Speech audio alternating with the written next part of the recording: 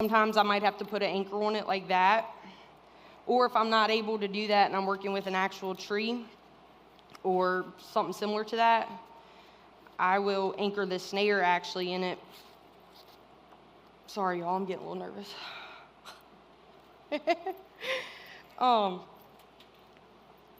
It's kind of hard when you're not in the flow, when you're in it and doing it, it's kind of hard to think.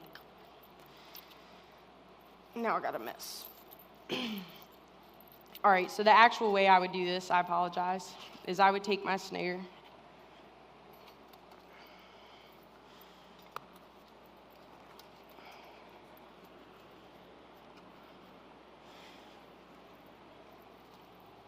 I'm gonna wrap my extension first. Once I have that wrapped, I'm gonna take my snare, unravel it,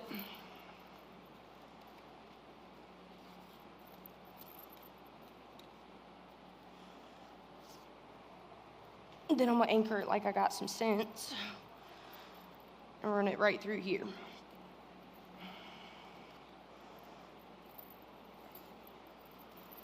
Now you got a whole lot of room to work with, depending on what kind of situation you're dealing with, and it's not gonna go nowhere.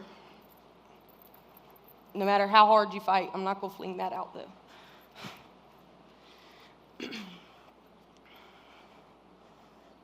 So I'm gonna leave this here for a second. And I also carry 9-gauge wire. About this length is the universal length I like to keep at all times in my equipment. That's because when I come to a fence crawl under, which if I was at this particular area, first thing I would look at is the perimeter, the fence. I want to know what's coming through, where it's coming through, and I want to catch him without having to make him come. I don't want to lure him. I want to catch him in something he's already using.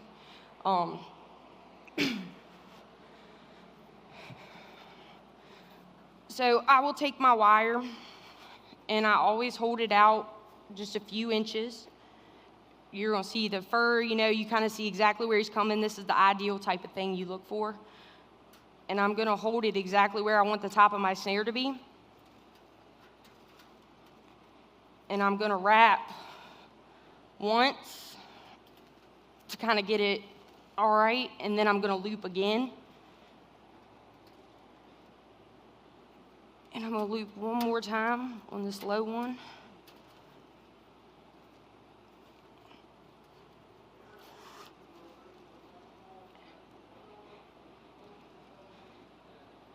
And I'm gonna have it just like that.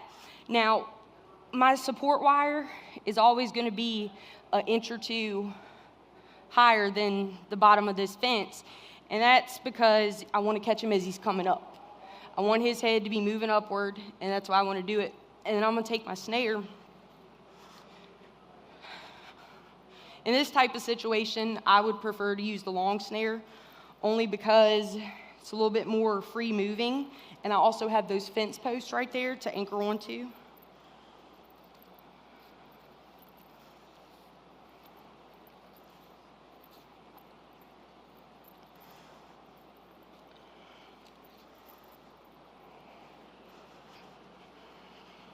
So I always want to anchor from the direction that my wire is on right here.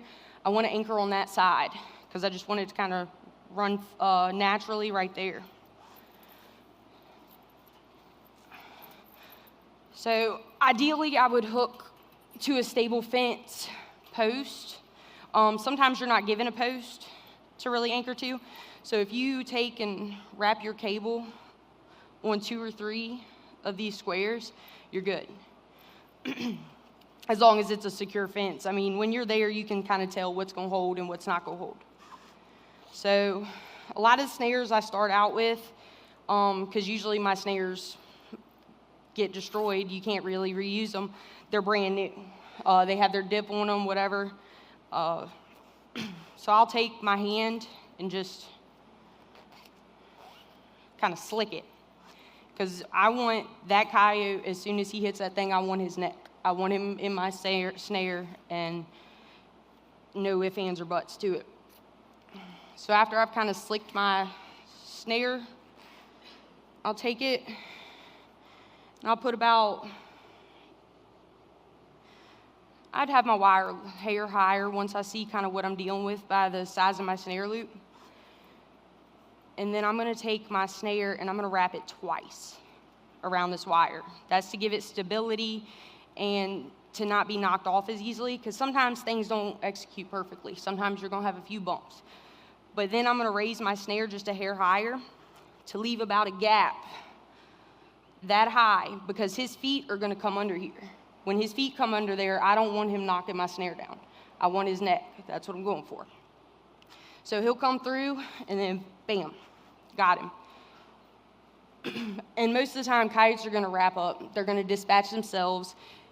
So most of the time, you don't have to deal with them. Occasionally, you'll have to dispatch one with a firearm, but that's about it. So this would be the most obvious sign for me to set a trap right here, would be a crawl under. As soon as I pull up to a place.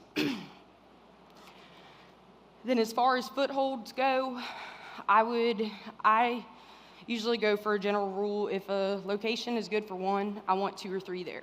I want to catch those pairs. If it's young time, I want to catch that group of youngins. I want to catch as many as I can in one shot. So for my footholds, I run 450, MB 450. I use a lot of offsets. I like the 450 because it'll hold a coyote, but it's a small trap bed. You're working in hard ground, you got a lot less bed to dig. That's a big helpful thing. It also leaves room for a lot more natural to stay natural. I don't have to disturb the ground as much. I run a standard disposable Berkshire, and this is my driver. I keep 2 to 3 drivers on my truck at all times because I go through a lot of drivers. I bend them, and I bend a lot of them. So there's times where if I didn't have those extras, I'd be calling it quits on a good set day, and that's not an option. I run a basic sifter, with the square little bottom in it. I want it kind of big because if I'm working with wet dirt, it's going to clog the bottom of my sifter. I'm not going to be able to get my dirt sifted the way I want, and that's a little bit of a pain. This is my #1 favorite tool that I've ever owned. I go through a lot of wooden handle spades very badly. This feller has never disappointed, and I've had him for about 4 or 5 years. Then this is the hammer I run. I keep a notch carved in it. My dad actually did this for me because a lot of my drivers get stuck, so sometimes I gotta jerk it up like that, so that helps a lot. Then I use oblong sponges. For any trap size that I really use on different nuisance jobs, this is the perfect universal one for me, so that's why I stick with that one. I always keep a bag in my bucket, and then I keep 2 or 3 bags on truck at all times. Sometimes they fly off going down the road, so. And then my bucket, just a standard Lowe's bucket, and actually I've been using this bucket this week. If y'all can't tell, I like to take my dirt with me when I leave a place. I always keep a few extra anchors because you never know. I go through anchors sometimes too if I hit a hard rock. And I carry my lure bag to every set with me, even snare sets, because if I need to put a call lure up or I need to do something particular, I don't want to have to go back to the truck. I want everything right there with me, so I have everything I need to work with. I don't have to go running back and forth, save time and less smells, less disturbance.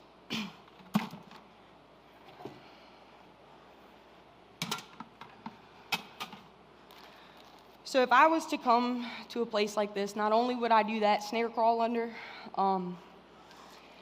I'd see that other snare crawl under. I would set every crawl under. I don't care how close it is to the other one.